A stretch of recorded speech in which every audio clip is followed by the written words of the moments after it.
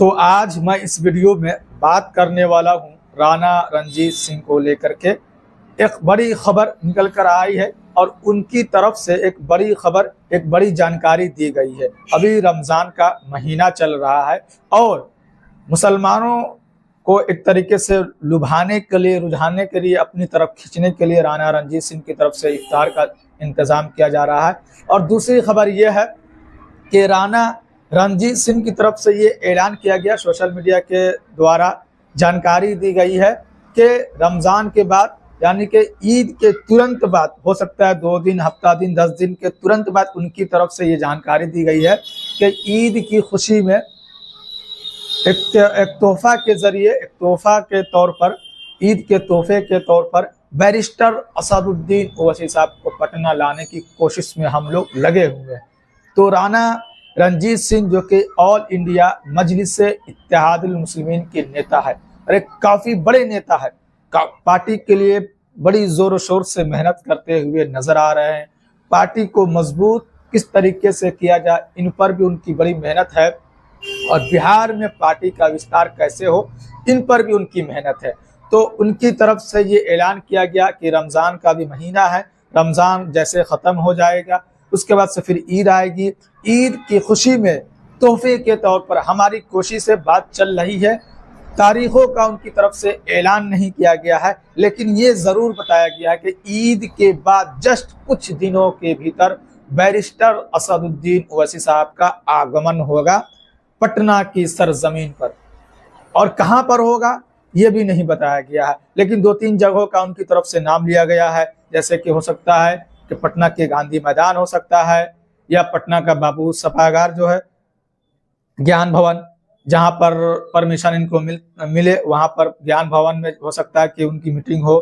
तो जहां पर भी बैरिस्टर असदुद्दीन ओवैसी साहब को लेकर उनकी पार्टी की तरफ से मेहनत की जा रही है, परमिशन मिल जाती है।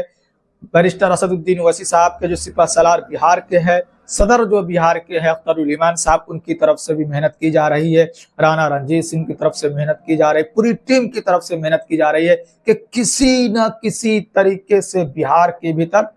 बैरिस्टर असदुद्दीन ओवैसी साहब को अभी से ला करके माहौल बनाया जाए। अभी बिहार विधानसभा 2025 में अभी समय है, लेकिन अभी से माहौल जो है वो बनाने की कोशिश की जा रही है एमआईएम पार्टी की तरफ से, राणा रणजीत सिंह की तरफ से। जैसे कि उनकी तरफ से ये ऐलान किया गया कि कुछ दिनों के भीतर ऐलान किया जाएगा, तारीखों का ऐलान किया जाएगा, जगह का नाम बताया जाएगा,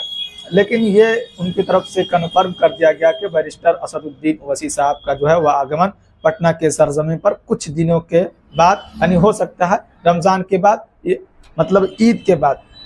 तो अभी से अगर माहौल बनाने में पार्टी कामयाब हो जाती है तो पार्टी अलग अलग जगहों पर चुनाव लड़ने वाली है, सीमांचल से बाहर निकल करके चुनाव लड़ने वाली है। पहले सिर्फ सीमांचल में चुनाव लड़ती थी पार्टी को सफलता भी मिली सीमांचल के भीतर, लेकिन अब जो है पार्टी वो सीमांचल से निकल करके शिवहर में चुनाव लड़ेगी, सीतामढ़ी में चुनाव लड़ेगी और अलग अलग जगहों पर बिहार के अलग अलग कोने में पार्टी चुनाव लड़ेगी। इसको लेकर के बैरिस्टर असदुद्दीन ओवैसी साहब को अभी से बिहार की सरजमीन पर, पटना की सरजमीन पर ला करके एक माहौल बनाने की पार्टी की तरफ से तैयारी चल रही है। जिस तरीके से नीतीश कुमार अभी माहौल बनाने में लगे हुए हैं, जिस तरीके से तेजस्वी यादव माहौल बनाने में लगे हुए हैं, उसी तरीके से मैं पार्टी सोच रही है कि हम भी अभी माहौल बनाए, पीछे हम क्यों हटे। अगर अभी से ही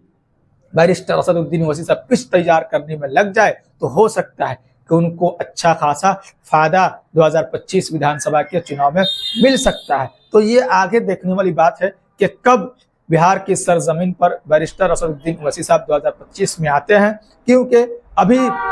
मार्च का महीना चल रहा है। तो मार्च और अप्रैल, हो सकता है कि अप्रैल के महीने में बैरिस्टर असदुद्दीन ओवैसी साहब का आगमन हो पटना की सरजमीन पर। लेकिन अगर नहीं आते हैं तो ये फिर बुरी खबर हो जाएगी, क्योंकि इसी तरीके से राणा रणजीत सिंह जब चुनाव लड़े थे और ये ऐलान हो गया था, मंच सज गया था, लोग पहुंच चुके थे बैरिस्टर असदुद्दीन ओवैसी साहब को देखने के लिए, बड़ी ज़्यादा तादाद में लोग वहां पर पहुंचे थे। लोकसभा 2024 की मैं बात कर रहा हूं, ढाका के हाई स्कूल के फील्ड में। लेकिन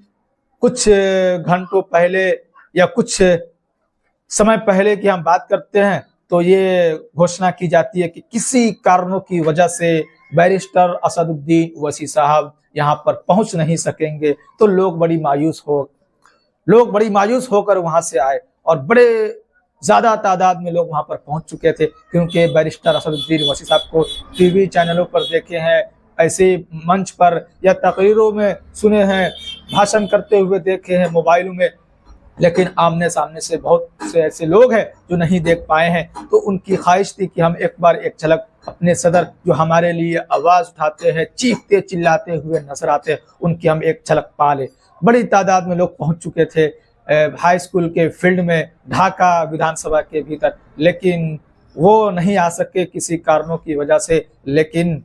इस बार ये उम्मीद लगाई जा रही है कि वो पटना की सरजमीन पर आ सकते हैं और पार्टी के लिए एक हुंकार भर सकते हैं, उनके कार्यकर्ताओं के भीतर जोश भर सकते हैं। अभी से ही अगर जोश भरेंगे पार्टी के कार्यकर्ताओं के भीतर, तो अभी चुनाव में समय है, अभी से ही लोग अगर काम करने लगे तो पार्टी को अच्छी खासी सीट मिल सकती है। तो ये चीज को लेकर के बैरिस्टर असदुद्दीन ओवैसी साहब को लेकर के आगे जो भी खबर निकल कर आएगी वो फिर से मैं आप तक रखने का जरूर कोशिश करूंगा।